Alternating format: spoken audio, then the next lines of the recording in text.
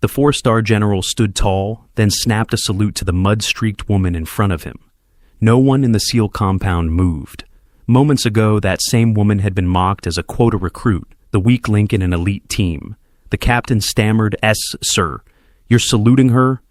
The general didn't blink. "She once pulled my entire unit out of hell when she was 20. Every man here owes her his life."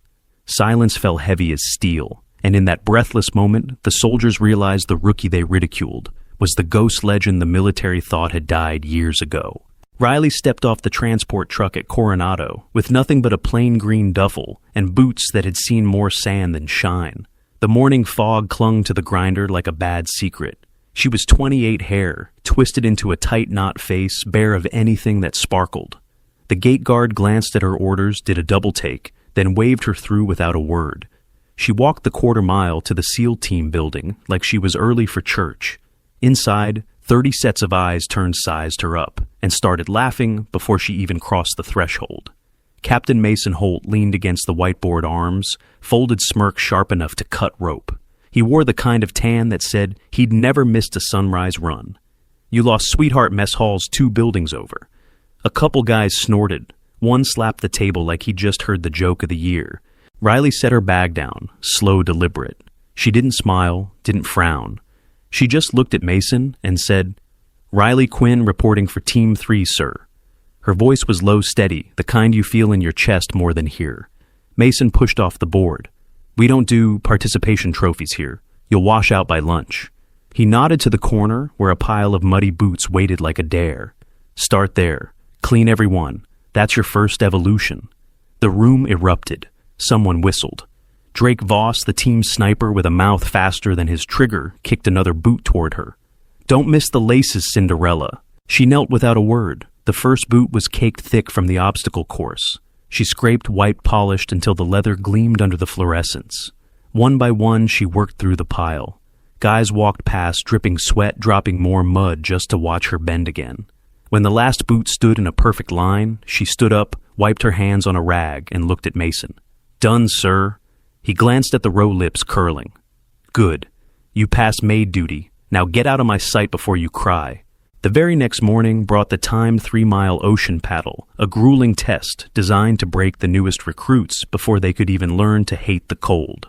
Riley was assigned the heavy tandem kayak with Grizz, a man whose sole purpose seemed to be rowing just slow enough to guarantee failure, his paddle strokes sloppy and his breathing forced. They were the last tandem to launch Mason, watching with a chronometer in his hand and a cruel, anticipatory smile.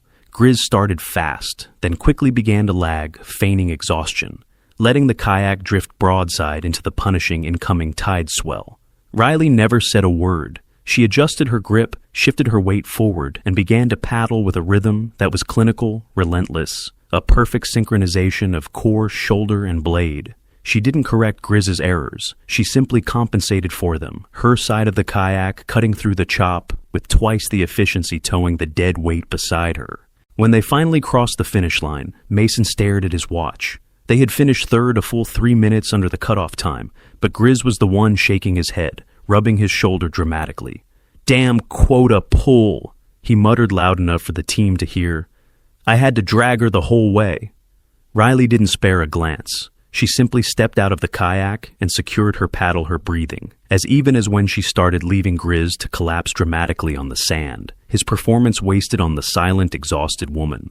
The animosity hit a sharp edge during the recovery drill later that afternoon in the motor pool. Drake Voss, still smarting from the boot cleaning and the unexpected paddle time, cornered Riley between 2 Humvees, his large frame deliberately blocking her path back to the barracks. He dropped his helmet with a loud clang, forcing her to pause, and leaned in, close his voice. A dangerous low rumble meant only for her.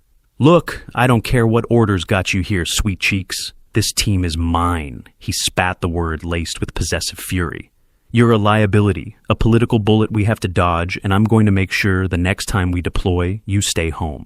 Say something, anything. Cry, complain, give me a reason." Riley didn't flinch her body language, remaining perfectly neutral, hands hanging loosely at her sides. She took one measured breath, the silence stretching so tight it felt like a gunshot was coming. And then she delivered her response not in words, but in a single precise movement. Her left foot slid back half an inch, her right elbow flared, and she leaned into him just enough to exert pressure on the weak point of his sternum, using only the bone of her forearm, a move too subtle to be assault, but instantly debilitating. Drake grunted, the air punched from his lungs, his face contorting in surprise and sudden pain, and he took a stumbling step back, blinking rapidly. Riley didn't follow up. She simply walked past the gaping sniper, picked up his fallen helmet, and placed it neatly on the hood of the Humvee, a silent promise delivered without a single spoken threat. That night, the team ran a night op evolution in the surf. They split into 2 squads. Riley got stuck on the Op 4 team, the ones everybody expected to lose. Mason briefed it, loud red team, captures the flag, blue team dies fast. Quinn, try not to drown. The whistle blew. Red team vanished into the dark. Blue team set up on the beach, rifles raised cocky. 8 minutes later, Riley rose out of the black water like a shadow knife between her teeth. She ghosted behind 3 sentries, tapped each throat with the flat of her blade dead. Then she melted back into the surf. When the exercise ended, the scoreboard read 3-0. Drake stared at the pain on his neck. What the hell just happened? Riley wrung salt water from her sleeve. Tide was with us. In the dim light of the command center, long after the rest of the team had racked out, Mason Holt sat before a glowing monitor, not reviewing the night op results, but scrolling through declassified military service records, searching for an anomaly. He couldn't shake the unnerving precision of Quinn's infiltration, the fact that a rookie had moved with the frictionless economy of a 20-year veteran. He pulled up her file again. Clean, unremarkable standard accession into the Naval Special Warfare Program, followed by a gap year, and then her sudden improbable assignment to Team 3. It was too sterile, a ghost file. He cross-referenced the tactical movements from the failed Op 4 team against a half-dozen historical mission reports looking for a match in technique, a signature move, a specific footfall pattern. And there it was, hidden in an archived report from an operation in the Caucasus, noted by a long-retired spotter as the impossible entry through the reed line. The description of the water displacement, the low angle of approach, the impossible silence, it was an exact mirror of what Quinn had done tonight. Mason slammed his laptop shut, the sound echoing in the empty room. Luck, he thought again, desperate for the easy answer, but the muscles in his jaw tightened. No one gets that lucky twice, let alone with a skill set so rare it had only been documented by one team 6 years ago, and that team had supposedly been obliterated. The smirk was gone, replaced by a cold nod of dread that he was fundamentally misjudging the caliber of the weapon they had just mocked. Mason called it luck. He always called everything luck when it didn't fit his world. The next morning, he taped a new roster to the wall. Riley's name sat at the bottom under logistics support. She stared at it for 5 full seconds, then ripped the paper down, folded it once, and slid it into Mason's coffee mug. The room went quiet. Mason fished the wet paper out, read his own handwriting, and crushed the cup in his fist.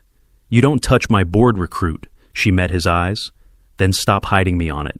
The team's chief explosive ordnance disposal, EOD instructor, a wiry master chief named Fuse, who only respected technical perfection, decided to stage a quiet, unsanctioned assessment.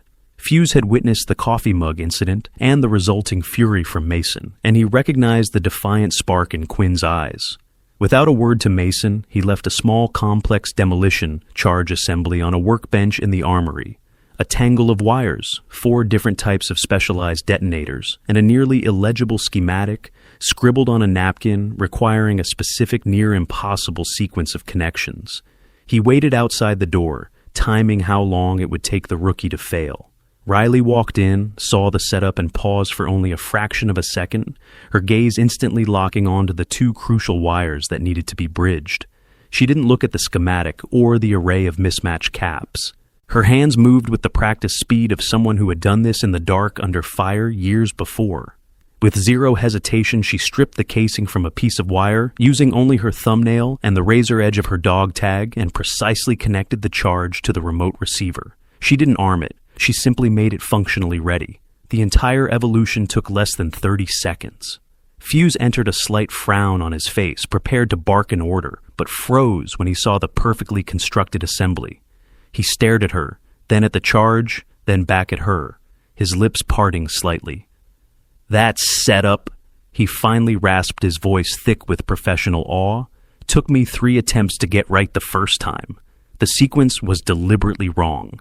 Riley simply pushed the completed unit back across the bench toward him with one finger. "The charge is dummy fused Master Chief." She stated her tone flat and purely factual. "And that schematic is for a proximity-based trigger, not a remote. It was the wrong schematic for the components." She then walked out, leaving Fuse alone in the armory, the charge glowing silently under the workbench light, the Master Chief slowly shaking his head in bewildered respect, deciding instantly that he would never speak a word of what he had seen. Word spread fast the girl had Spine. But Spine didn't win friends in Butt-Ass. It just painted a bigger target. 2 nights later, the team ran a live fire planning brief. The scenario: insert onto a mock freighter, clear 3 decks, extract a VIP. Riley stood at the map table, finger tracing a thin blue line. Sewer culvert runs under the pier. We surfaced inside the engine room, silent entry. Drake laughed so hard he slapped the table. Sewer. What is this, Ninja Turtles? Mason didn't even look up. We're not swimming through shit because Barbie read it in a comic book.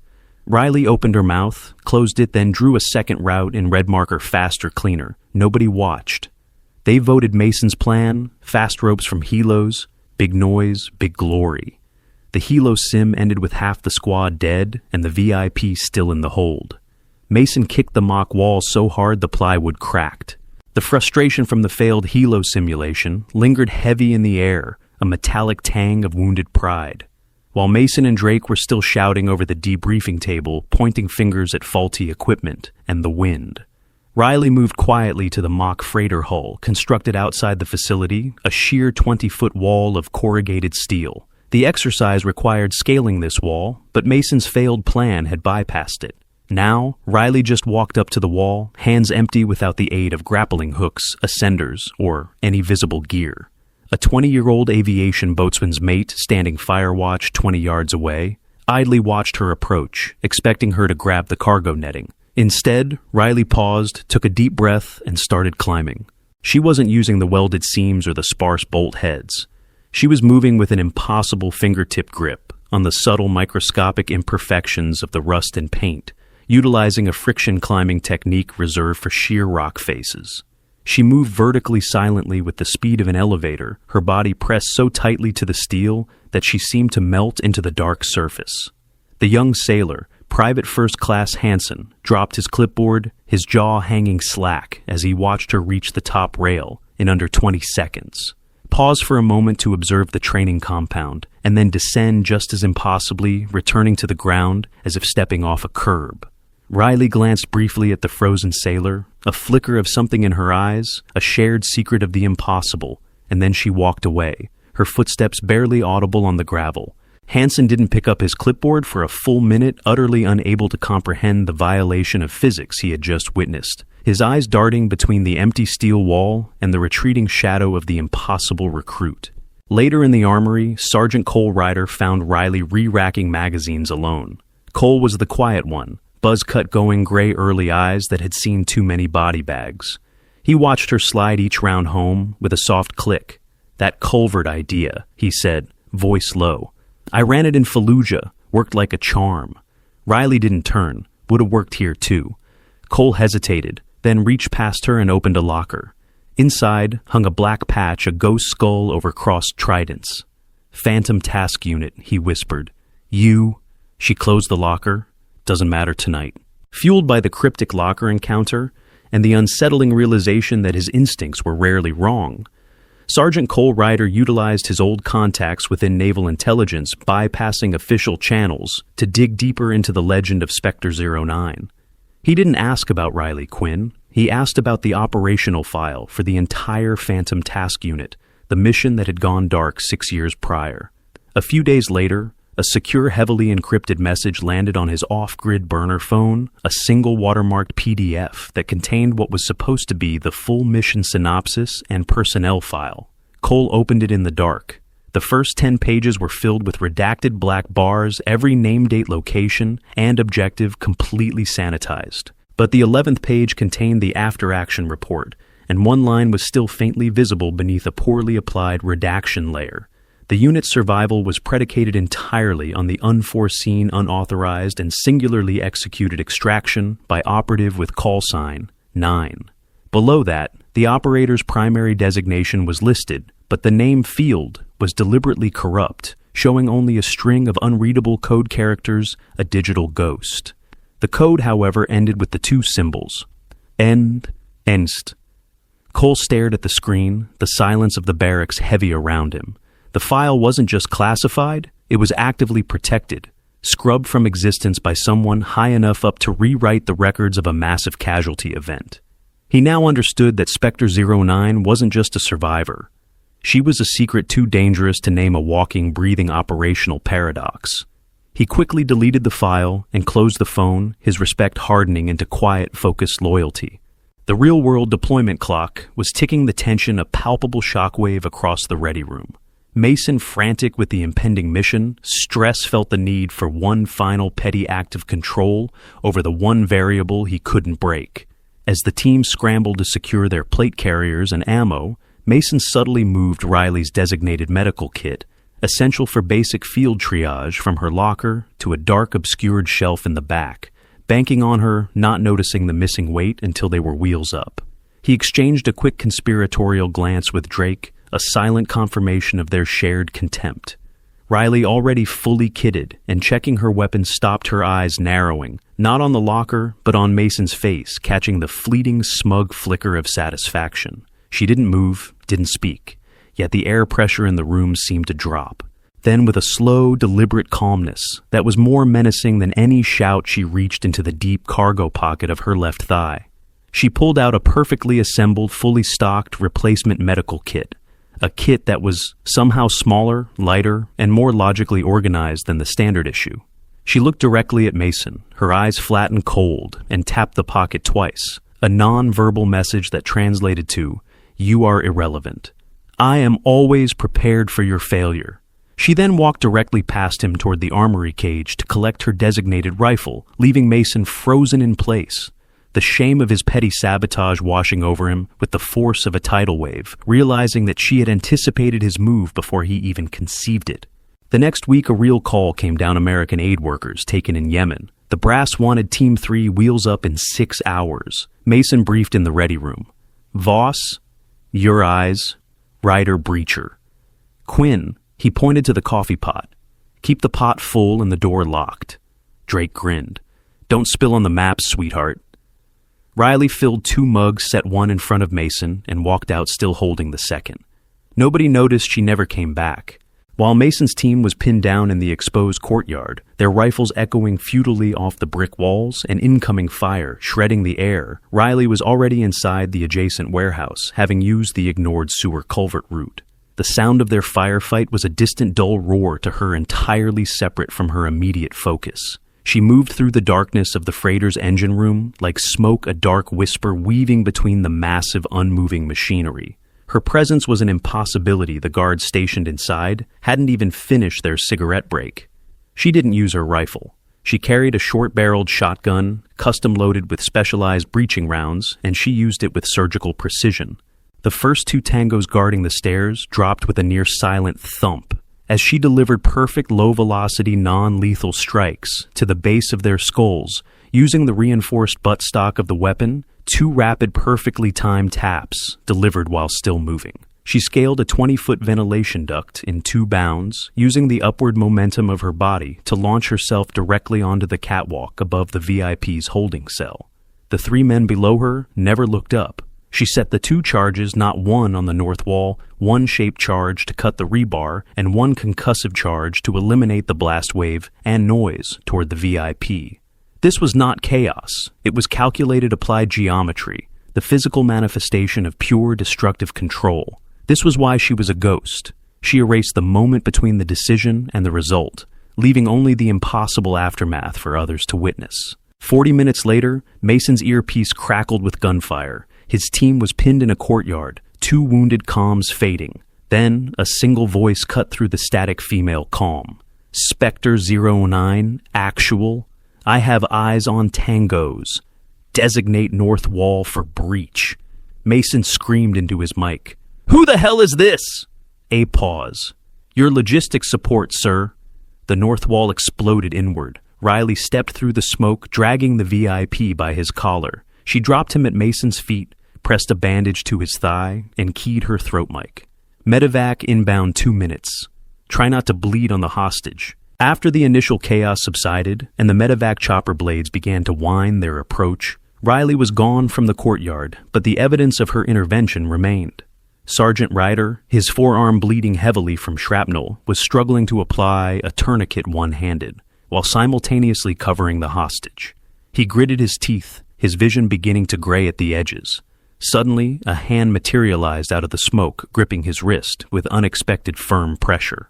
Riley didn't say a word, her eyes fixed entirely on the wound. She gently but firmly secured the tourniquet, ensuring the pressure was adequate, then produced a sterile vacuum-sealed dressing, not the standard issue, but a specialized hemostatic trauma pad, and slapped it over the wound, sealing it instantly.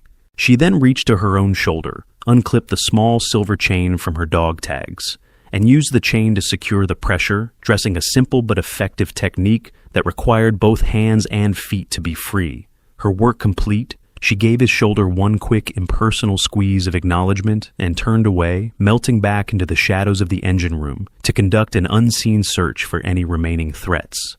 Ryder stared at the silver chain, securing his bandage a piece of deeply personal gear used for a purely professional purpose, leaving him entirely speechless with gratitude and shock. Back at Coronado, the review board wanted answers. Mason stood at attention, face pale. She disobeyed direct orders. The colonel flipped a classic folder. "She also saved 8 lives, including yours. Dismissed." Mason stormed out, slammed his fist into a locker, and left a dent shaped like regret. Cole couldn't let it go. That night he waited until Riley finished her shower towel around her neck, dog tags swinging. He held up his phone. On the screen, a grainy photo of a younger Riley in black fatigues, face-painted arm around a grinning 4-star general. "Spectre 09, Cole said. "You're the ghost." Riley took the phone, deleted the photo, handed it back. "Ghosts don't exist, just bad paperwork."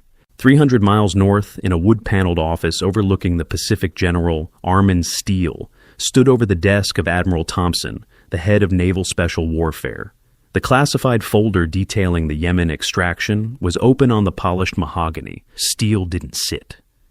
"You'll recommend Captain Holt for severe reprimand, Admiral, but you'll stop short of separation." The general stated his voice a low, heavy command.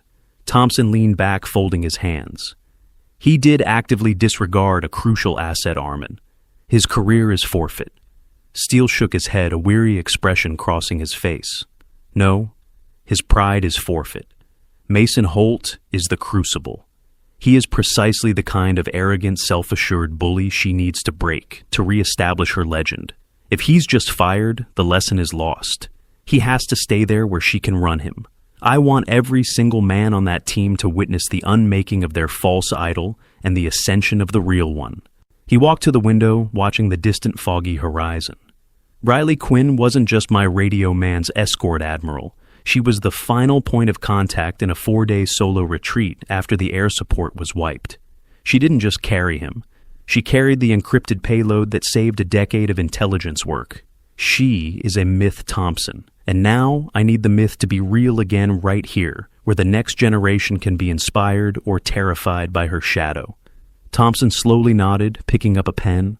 "The recommendation stands, General. Holt will be broken, not discarded, and Spectre will have her playground." 2 days later, the base loudspeaker crackled. "All hands secure from drill. Unscheduled VIP inbound." A Black Hawk thundered over the fence, kicked up sand like a desert storm. The ramp dropped. General Armin Steele stepped out, stars, gleaming boots polished to mirrors. Every spine in the courtyard snapped straight. He walked the grinder like he owned gravity. Mason jogged up, saluted. "Sir, welcome to Steele," cut him off with a raised hand. His eyes scanned faces until they locked on Riley leaning against a Humvee, arms crossed, ball cap pulled low. The general marched straight to her, stopped 2 feet away, and rendered a salute so crisp it could slice bread. Mason's mouth opened closed. Drake dropped the energy drink in his hand. It hissed across the concrete. Steele's voice carried across the grinder. "At ease, Spectre." Riley returned the salute slow, almost shy. The general turned to the formation. 6 years ago, this woman inserted alone into a valley every satellite said was empty.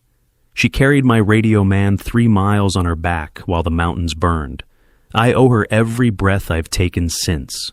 You will treat her with the respect due a warrior." He paused, looked at Mason. "Or you'll answer to me." The silence stretched so long you could hear the flag snap overhead. Mason's knees buckled. He went down on one knee, not dramatic, just sudden, like the ground pulled him. "Ma'am, I was wrong." His voice cracked on the last word. Drake stared at his boots. Cole stood a little taller, eyes shining.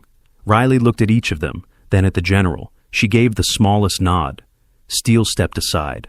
"She'll run your next evolution. Any objections will be noted and forwarded to the Chief of Naval Operations." After the general delivered his searing reprimand, and Mason Holt crumpled to one knee, a silence descended upon the SEAL courtyard that was thicker and more profound than any battle trauma. Riley, standing at a modified parade rest, slowly let her gaze sweep across the entire formation, a silent gauntlet of judgment. She didn't hold eye contact with any individual for more than a second. Yet in that brief, devastating moment, she connected with every man she had dismissed, or been dismissed by. Grizz, the man who had faked exhaustion during the paddle, swallowed hard and lowered his eyes, shame burning his cheeks. Voss, the usually quick-witted sniper, stood perfectly rigid, his mouth slightly open, the realization of the professional chasm between them shattering his self-image. One of the younger nameless recruits who had laughed the loudest on Riley's first day actually took a small, involuntary step backward, not out of fear of physical reprisal, but from the sudden, profound understanding of the colossal failure of his judgment. Sergeant Ryder, however, was the only one whose gaze Riley held for a measured beat. His face showed no fear, only the grim, proud affirmation of a man whose gut instinct had finally been vindicated. It was a transfer of authority that required no paperwork, no shouting, and no further explanation. Every single man on the grinder felt the weight of their former cruelty and the crushing, undeniable fact of her superior competence in that single silent exchange. That afternoon, the team assembled on the beach. Riley stood where instructors usually barked. She didn't raise her voice. "Today we're swimming the culvert. Pair up. Last one out buys the beer." Nobody laughed.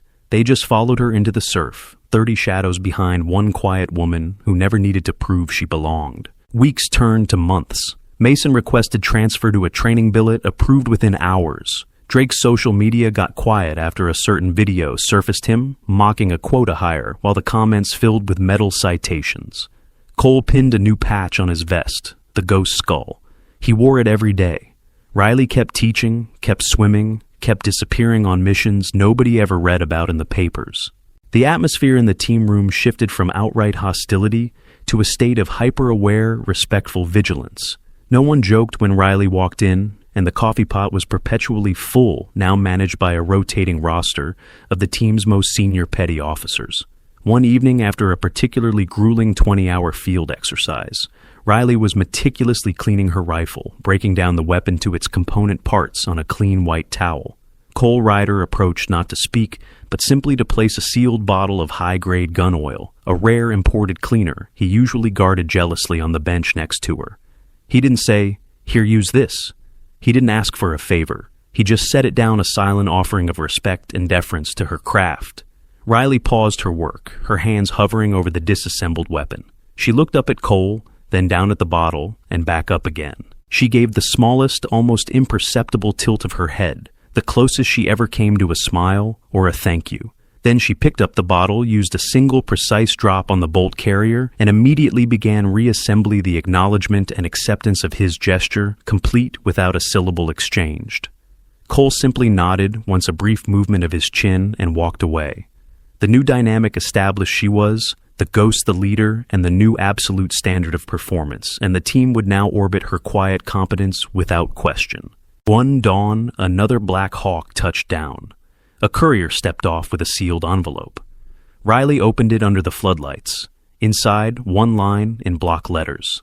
Spectre reactivate. Operation Iron Ghost. She folded the paper, tucked it inside her shirt, and boarded without looking back.